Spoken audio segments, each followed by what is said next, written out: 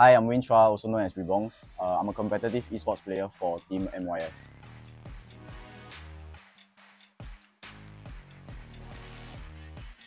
So I started gaming since I was young. When I started playing, it was like my cousins introduced me to games. I started playing like first-person shooters. I played like every types of games. I played mobile games, first-person. Yeah, and then why I started playing Pokemon Unite is basically because the game was released a few years ago, and basically it was just the right moment for me lah. Because I have like history in competitive history in this type of games.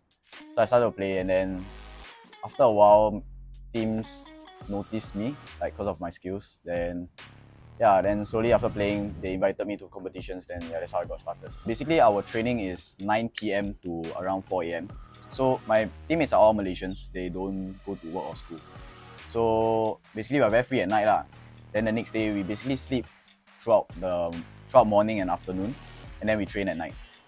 So one thing that I work hard for is actually basically leadership and controlling my teammates' emotions. Going into like a competitive esports game, it's very important to control your emotions, because most of the time there'll definitely be games where we lose. And last time when I was playing as casual player, I tilt a lot. So I had to pass down my knowledge like how to control your emotions and stuff to them. I've been into quite a few teams, and it's not easy to control the team, I would say. A few challenges is basically just like talking to my teammates. I've dealt with quite a few characters where they go missing during training, or their mind is just somewhere. Like for example, when we go overseas for competition, right before our competition day. So that's one of the things that we have to deal with as a captain.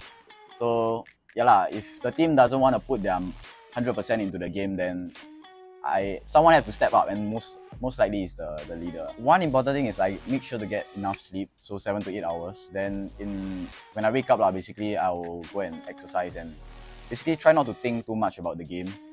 Sometimes it gets overwhelming, and like even when you bathe or whatever, you just think about the game, about how to improve and stuff. So it can get a bit overwhelming, but I try to take my mind off by doing other things that's like hard, like running. So I focus on other things.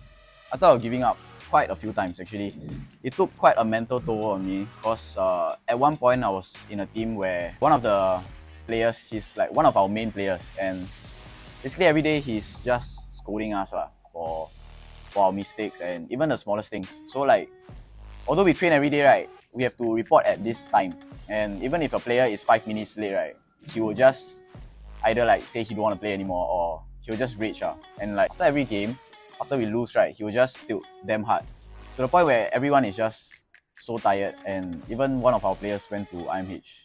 My mother is actually very supportive of this career so-called. And when I wanted to give up, she just told me to just try for like one more competition, or she tried to talk me out of like why some people act this way, and like the type of people you meet in work or in gaming is somewhat the same. You meet all types of people. Yeah, I really wanted to quit, but she just made me push on for one more competition, and slowly I just continue. It's still very draining because every day you go back to the same thing, and you don't sit there for like 1 hour. You have to sit there for like, I don't know, 7 hours with someone else in the call. You can hear from their voice when they are like pissed off and stuff. So it's very draining. And even after training, you have to like text some of your teammates to see if they are okay. Then like once in a while, something happens, then you have to go and talk to them. So you're like also like a therapist in the team. For competition, we actually made like one of the biggest comebacks in the game. So it was actually very fulfilling, but we didn't manage to win the overall competition. We got second. Our team was actually like crying before our like finals match, because it's really, we didn't expect it to happen. Coming back from such a big loss. Yeah. Good mindset is throughout the game. Like the game is only 10 minutes long, but many things can happen throughout the game. So like within the 2-minute mark or 5-minute mark, something bad can happen, and it can put your team in like a position where you are really gonna lose. But and most of the time, last time, my teammates would just tilt at that point, like 5 minutes into the game, then you don't want to play already. Like you start to, they'll stay quiet. And for this game, you really have to talk. Everybody has to talk. like every second of the game. So if after 5 minutes you're losing, right, then the next 5 minutes you don't talk. So having a good mindset is throughout the whole 10 minutes, you don't care what happens, right? You just give it your best. There's a lot of times where I cried, be it good or bad.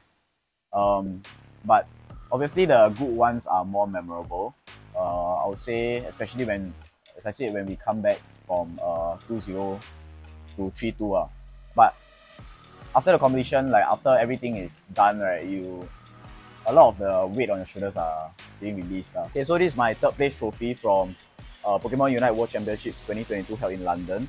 So it's a world championship, so you get players from all over the world, and it wasn't an easy trophy to get lah. Basically, we didn't even expect to get it because like they displayed only the first place trophy. Yeah. Okay, so for my future plans, right now we are having the winter tournament, but first we have to qualify for it lah, basically. So we have to get champion in like Malaysia, because my team is based out of Malaysia. So we have to get the champion for it, then we will qualify, then we'll go for the qualifiers for the winter tournament. And the winter tournament is held in Thailand lah, even though there's no winter there.